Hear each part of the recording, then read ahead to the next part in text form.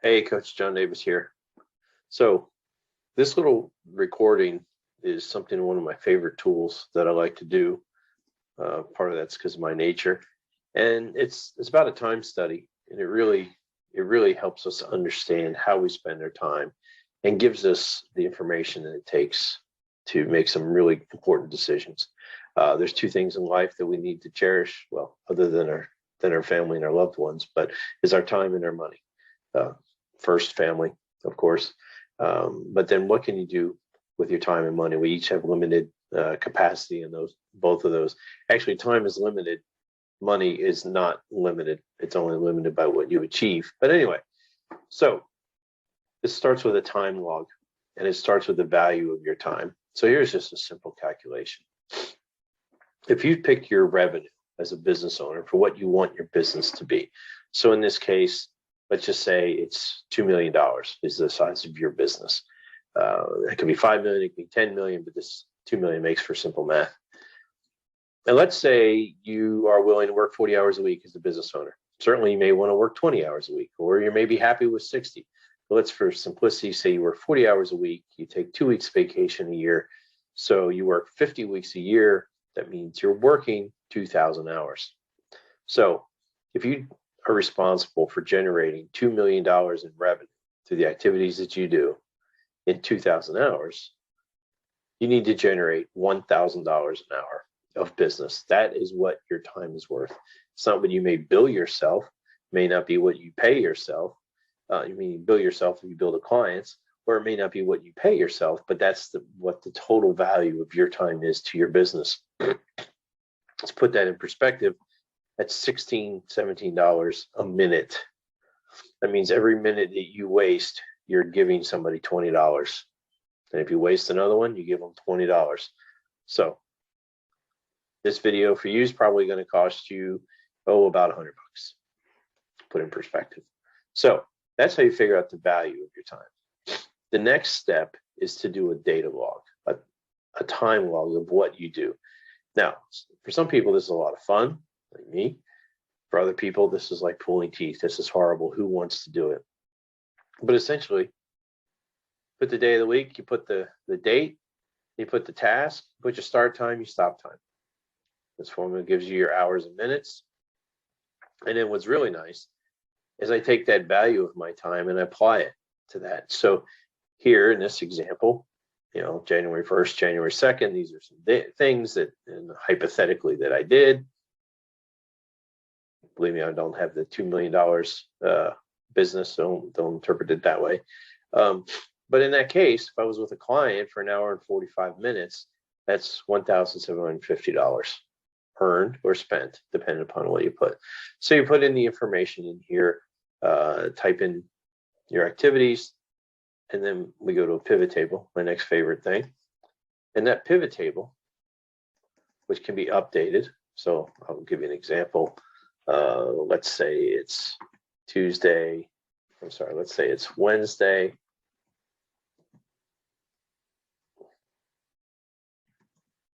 I can't type today. January 3rd. And I did some cold calling from 8 o'clock to 9:30.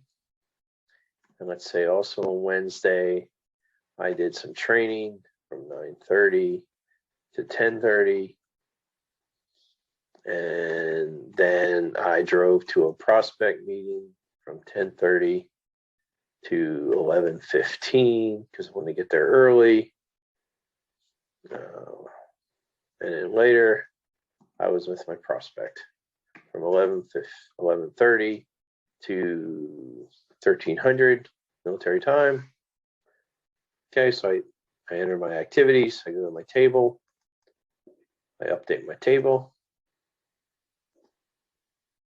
And what you can see is that in these days, I have spent 16% of my time doing training activities, 14% on cold call, 13% on personal activities, 11% with clients, 11% on marketing, 10% prospecting, 8% on other phone calls, etc. What's interesting is not just the time, but I can find out that in this case, I spent $3,250 over 3 days. Not I spent, it's hypothetical, on personal. Doesn't seem like a big deal when you take a personal break out of the day, but when you realize it's $3,000 out of your workday, it's important to know. So now I have a value for my time, and I can figure out where I'm spending most of my time. And is that aligned with my goals and expectations? Then I want to assess each of these things with skill and fun. So keep it simple. Let me clear it out. Clear out the old data. So training, is it high, medium, or low skill? I say it's high skill. Is it fun for me? It's medium, training employees. Cold calling. I would say that's a medium skill, but it's not very fun. Personal, that's probably low skill, medium fun, depending upon what it is. Client, love being with clients, lots of fun, takes lots of skill. Marketing, some is high, some is low, so I'll give it a medium, and it's fun I'll give that a medium as well. Prospecting, I'd say it's medium skill, low fun. Phone calls, low skill, low fun. Learning, medium skill, high fun. Driving, low skill, low fun. Email, low.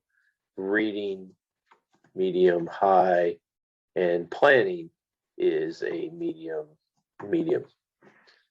So now I can look at this and say, all right, what are the things I can do to make more time for myself? These items that are red, phone calls, low and low. It's low skill, it's low fun. Can I find somebody for less than $1,000 an hour, or can this business person find somebody for less than $1,000 an hour to do their phone calls for them and screen their phone calls? Probably. Driving. Can I find somebody to optimize my driving or to minimize some of my driving for less than $1,000 an hour? Probably. Email, same thing. Then I move to the next level. Personal. It's low skill, medium fun. I put medium. There's personal things that are not fun. Going to pick up laundry or whatever it may be, going to this office supplies. But then there may be some personal things that are very fun. So then in here, I want to dig into the personal activities and say, are there things that I can outsource for less than that target $1,000 an hour?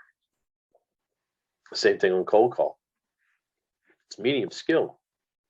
Depends on what you're doing, but the fun is low.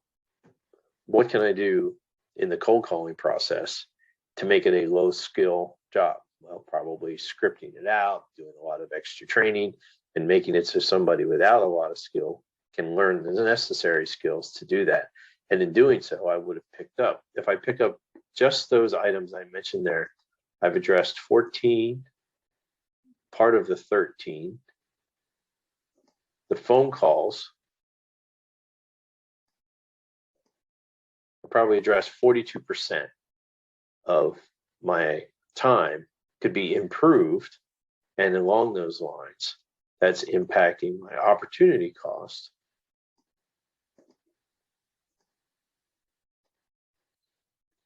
of $10,500 over 3 days. So this is an example of how figuring out the hourly rate of what you're worth as a business owner, taking the time to document how you spend your time, put a dollar value to your time, summarize it, analyze it in terms of how much of your total day is consumed by that activity, and where does it fall in these criteria of skill and fun, and then make the right decisions that is going to offload those activities from your daily workload and free up more time for you to focus on those high value, high fun things, such as working with clients. So I hope you find this helpful. Feel free to share it with other people. Reach out to me with any questions you may have.